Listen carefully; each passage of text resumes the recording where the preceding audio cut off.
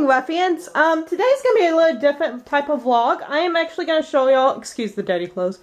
I'm gonna show y'all what a female reenactor needs to basically start reenacting with. Now, what I have is not the best. A lot of this will be replaced within the next few months. But I will, start with the underclothing. You're going to need one chemise, which depending on how you like to sleep, you might need two. But it looks like a very oversized, very long shirt. It's cut very wide, off the shoulders almost. It's very, very comfy. I love sleeping in these. I actually sleep in them when we're not at camp. They're so freaking comfortable. But that is the first thing you're going to be putting on is a chemise. The next thing you will be putting on will be a pair of pantaloons. And these are open. As you can see here, they are open. They're like a pair of leggings. And that'll be the next thing you'll be putting on in the morning. And there's a reason for that opening, and I will talk about it more later on.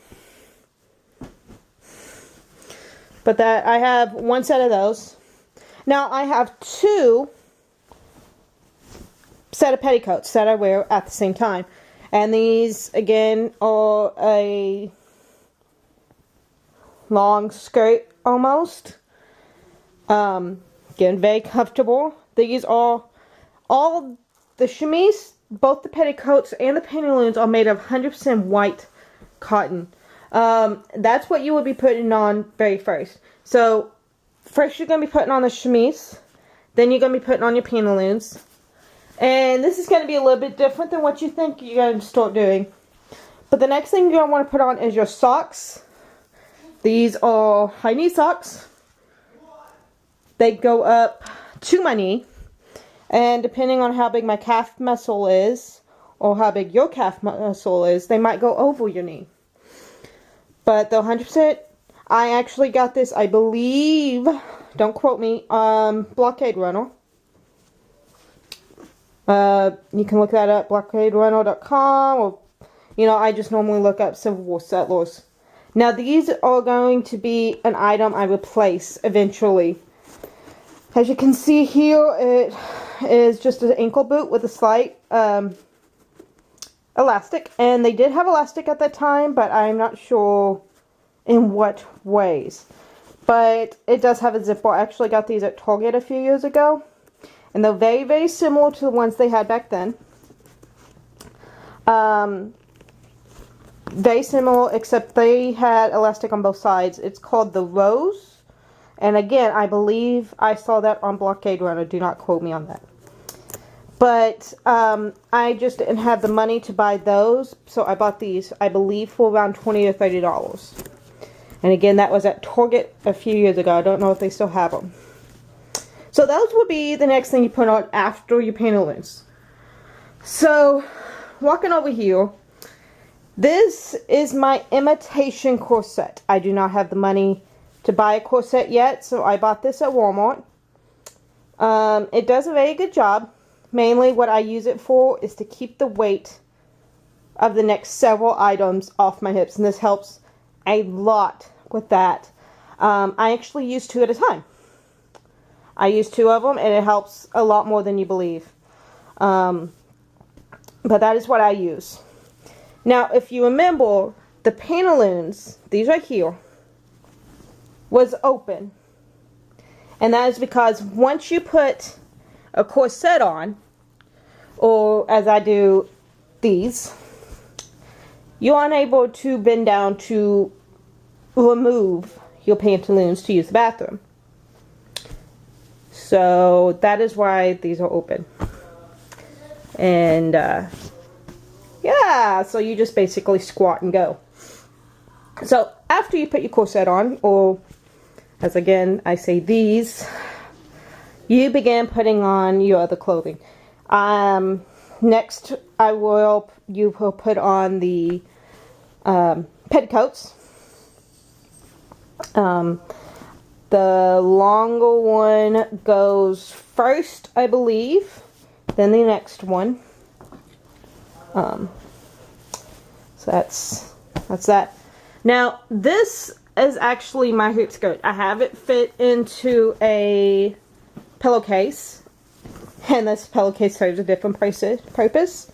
I actually hand embroidered this for reenacting. This is not a necessity, but this is a nicety. And it is embroidered with an R for our last name. And I'm working on making the second one for our camp. But that is the next item you'll be putting on, is your hoop skirt.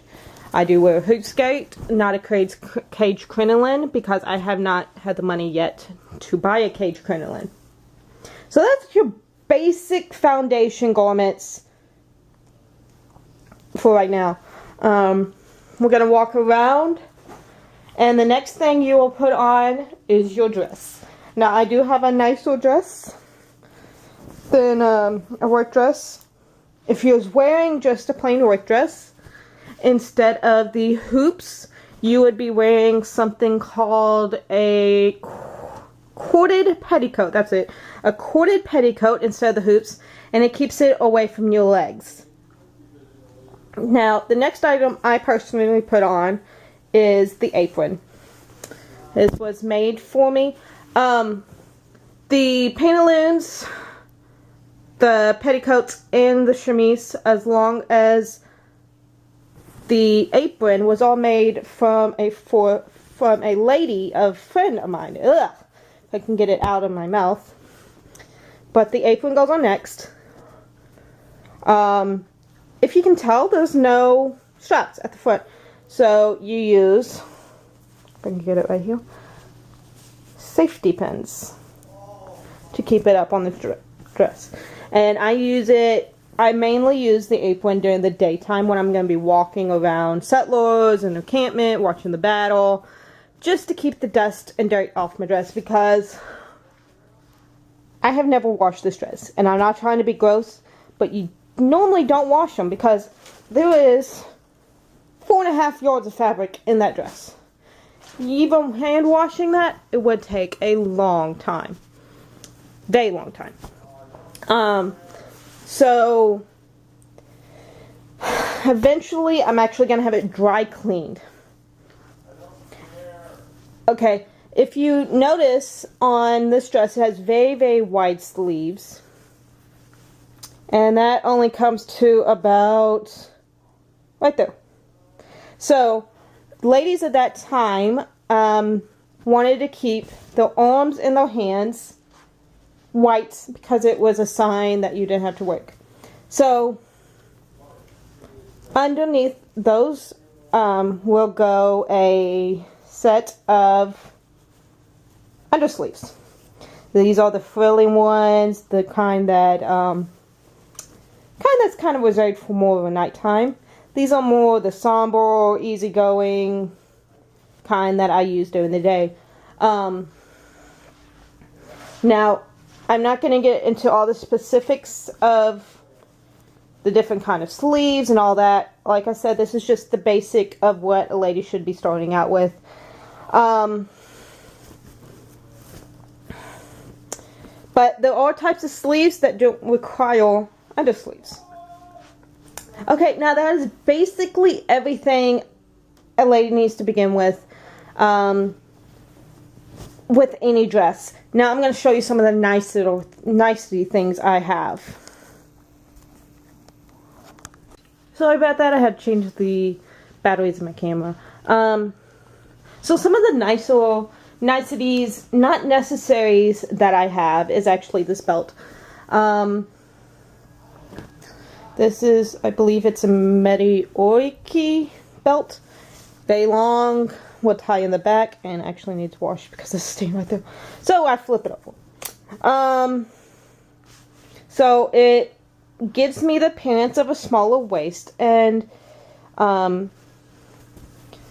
the era of 1860s to 1864, you had, again, like on the chemise, sloping shoulders, wide, very wide sleeves, as this is called the Padoga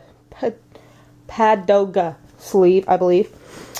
Very small waist, and then again the hoops and the petticoats make the dress fluffy down bottom. And that was what you wanted. That's the silhouette that you want. But so the belt gives me, again, makes it look like I have a smaller waist. Now I'm going to walk over here, and you know, you can make one of these. It's very simple. I actually crocheted this one, but some ladies prefer a bag like this. Some prefer a type of basket. It's optional, but it's just a small bag. And normally I keep a pair of nicer gloves, and then I keep a pair of cotton gloves. Now the cotton gloves I wear during the day, and these I believe I bought for $1 or something at a yard sale. So I like keeping the cotton gloves because once they get dirty during the day, I can just throw them into a wash pot, clean them up real quick, and they'll be good for the next day. Now at most reenactments there's actually dance, which I keep these nicer gloves for. Much more form-fitting, much nicer. Again, if you're going to be starting out, buy at least a pair of cotton gloves. You can find the nicer gloves as you go along, but you need at least one pair of gloves. Again, they wanted to keep their skin as white, I guess you can, as light as they could, and that became the fashion, was gloves. That stayed until I believe the 1950s. Again, well, this is actually Corden's pocket knife, but I keep it on me, because you never know, I might need it to cut a piece of string or something, and 9 times out of 10 he forgets it in camp. If you are in the South where I am, you can find these sandalwood fans at almost any settler. I think I bought this at for $1. And these help a lot. I actually have a pocket etiquette for ladies, and this has helped me so much on how I should act, how I should walk, things like that. Now this I had a friend crochet, I believe. But it's just some replica money. I think state of Georgia. And that's basically what I keep in my little bag. You know, different people have different needs, so changes. Now at the reenactment, I keep my cell phone also, which is somewhere around here. My cell phone, pack of cigarettes, my lighter, and my camera in this little bag. And trust me, it gets full. But it's a lot easier to carry around this little bag than it is a big old basket. Moving upwards. Okay, let me show you this. This is another nicety I bought at a settler. It's just a nice, beautiful shawl, which again I save for more of the dances. You know, try to kind of change a few things with the dress for the dance.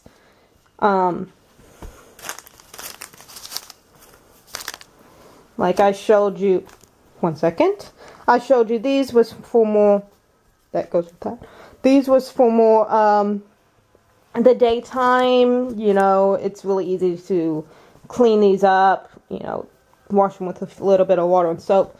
But this, these are lighter, so thinner cotton. There's a little dots on them all the way up.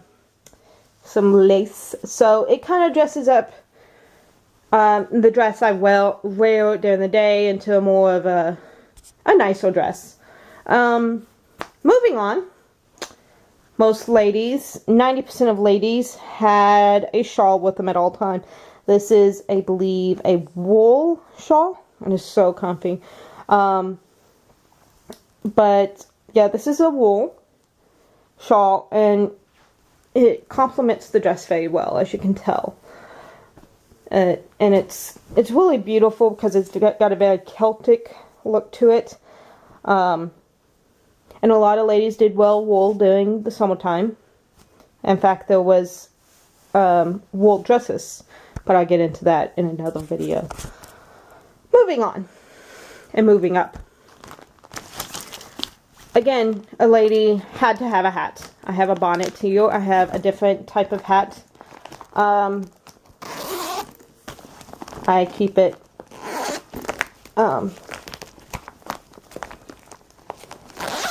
in a bag. I just got about to pack these. But I have a drawn bonnet. It is not silk, but it matches the dress very well. And I got it because I love the coloring. I love a dark color and a light color together. It looks so beautiful. Again, you don't have to be matchy-matchy. I wear a lot of, my accessories, as you can tell, I have a lot of light colors. And that's because, no matter what kind of dress I wear, that will really, be really accents very well, I should say, if that's right. But, some type of hat. You're going to want some type of hat. And then, actually Gordon picked this set up of earrings and necklace up at Toledo, Spain. It has a very Spanish style earring. There you go. You can see the barrel. And I'm going to start wearing those at the dances. So that's another nicety.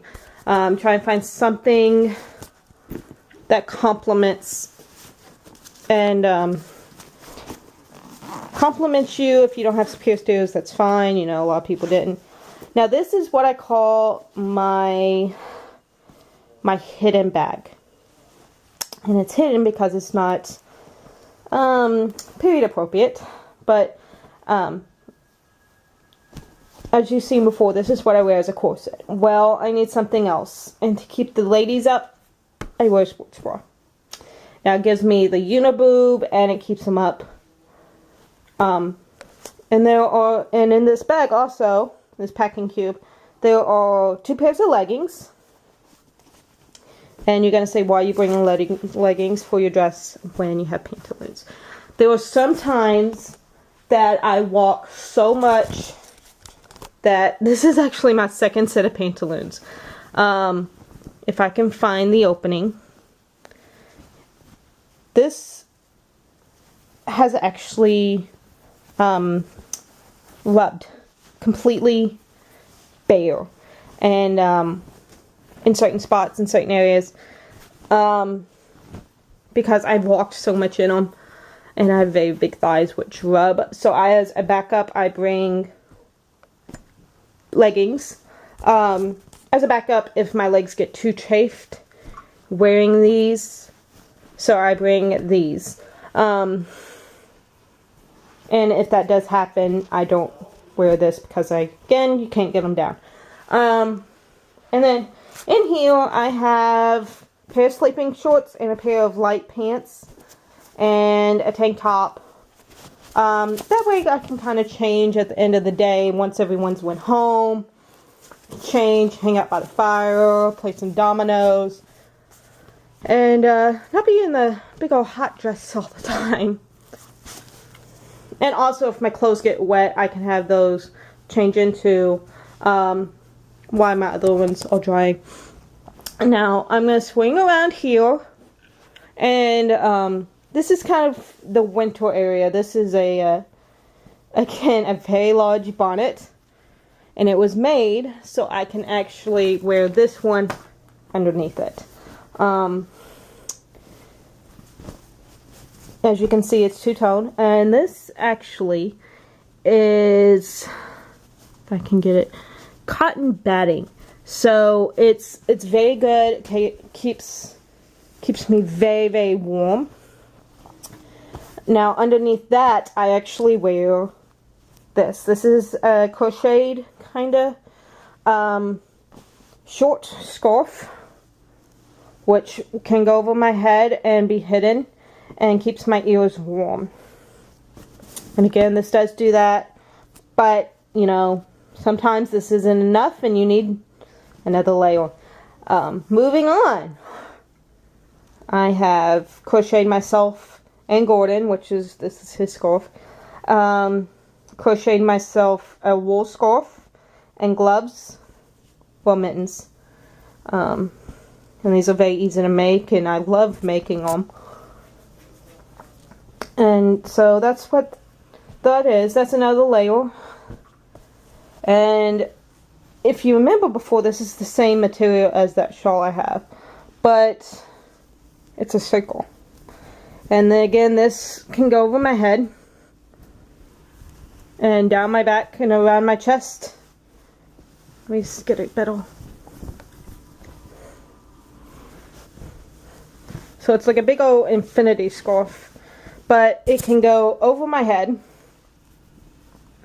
like that, and it goes down my back to keep, again, more wind and coldness off of me. So imagine how warm I am with first the bonnet. Well, no, actually first this type of crocheted scarf, then the bonnet, then this, then that.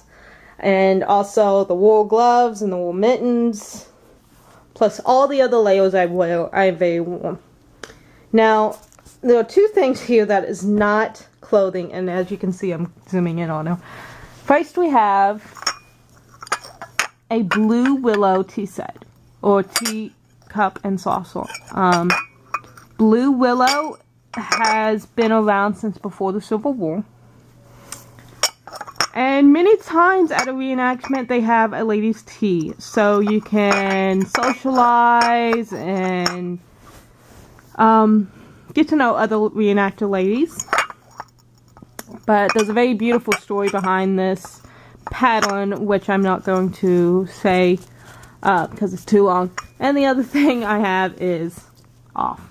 Off is not Civil War period correct. But again, I am in the South. I live in North Carolina, where I go 9 times out of 10. There are ticks, there are mosquitoes, there are bugs. And I don't like being mosquito bit. One thing that makes me leave an event faster is being miserable. One is having my feet cold, which only happens in the winter time. 2 is being so mosquito bit. And that is why I bring off. Now the third thing I bring is kind of getting into equipment, but if you're beginning, get a portable shovel. I never go to an event without a portable shovel, and there was one reason why. Sometimes there is no porta johns, and you need something to how should I put this? Make things go away. So that is one reason why I never go to an event without a portable shovel. I'm sorry for this being such a long and tedious video, but there's one more thing I'm going to say. And I'm going to show you how I pack all this up in one bag. Well, 2 bags. So I will show you. Now, I have all 4 underclothes in here.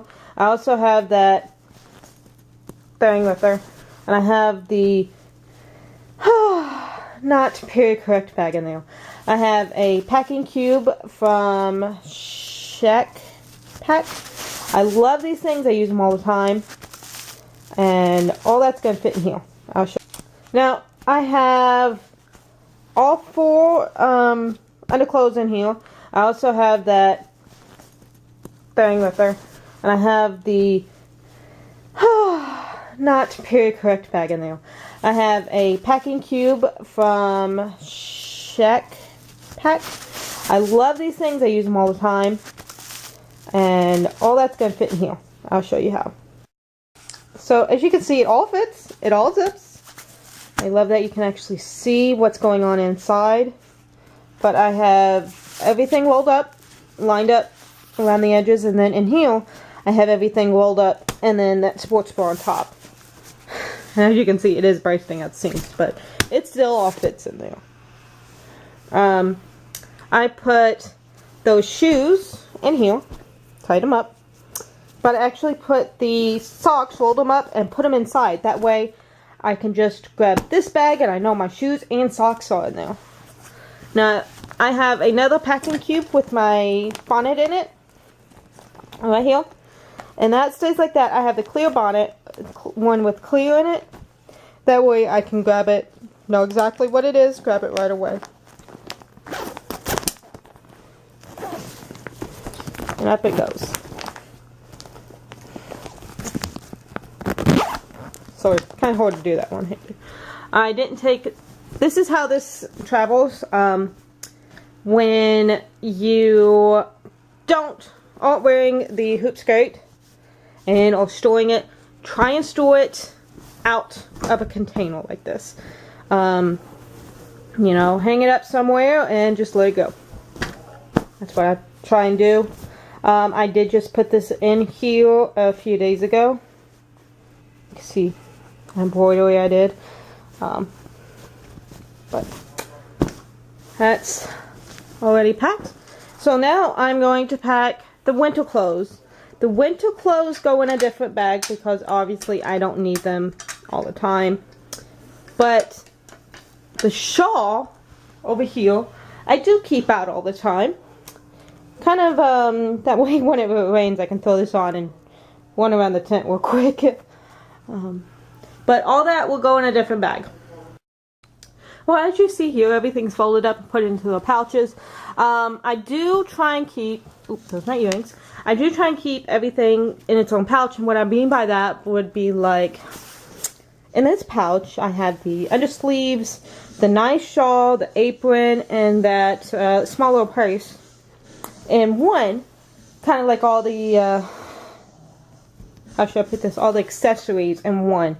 Now, also in here I have, wrapped up in those things, is 2 sets of saucers and 2 teacups. Again, like all the underclothes in one. Try and keep everything together as much as you can. Now I'm going to show you how I pack everything. I have Prestige red bag. Go and pick this up from Walmart a couple months ago for its deployment. First thing I'm going to put in is the underclothes bag. Okay, adjust it, shake it, make sure it's where you want it. Also in here are 2 sets of fabrics that's going to be given to my tailor, or going to talk to my tailor the next reenactment. So that's taking up the bottom. So next thing I'm going to grab is my shoes and my socks. I'm going to set that height-wise on the side of the bag. Alright, I got this big old gap here. I'm going to put my shawl and hood. Kept this out for wet reenactment. I'm going to put those right there. The next thing I'm going to put in is this. And I gotta kind of readjust this to get this in here. So I'll do that real quick. So I did a little readjusting and I got everything in there except the hoops and except the winter stuff. But as you can see, it's kind of stuff. So let's see if we can get this. So the top closed! Yay! But as I see here, I got 3 other spots I can fill. So I'm going to do a little bit more readjusting and try and get the hoops in. And so Zelda decided to help us finish this video. Hi, Zelda! Sometimes Zelda does go on the reenactments too. So, but as you can see, I've got everything back in the bag, including the hoops. Everything except for the shovel. And now I'm going to see if I can get this Sylvia, you should help me out with this one. Get it all zipped up.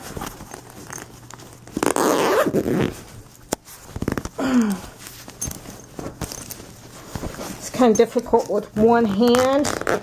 Ah! Woohoo! But yeah, I got everything in there except for my earrings, and that's because they're going in this little slot right up here.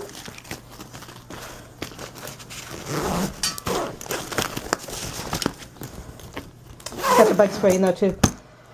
But I got all the sides stuffed, and I'm gonna say this. Hi Zeldy. This bag is carry-on size of a suitcase. So that means I could actually carry this whole thing on an airplane. So I'm just gonna try and get down. But yep, this is carry-on sized. So if you're like, well, I want to go to Gettysburg, or I want to go to Vicksburg, but I don't know how to get my stuff there, you can, depending on what kind of impression you do. You know, a person who does a impression of a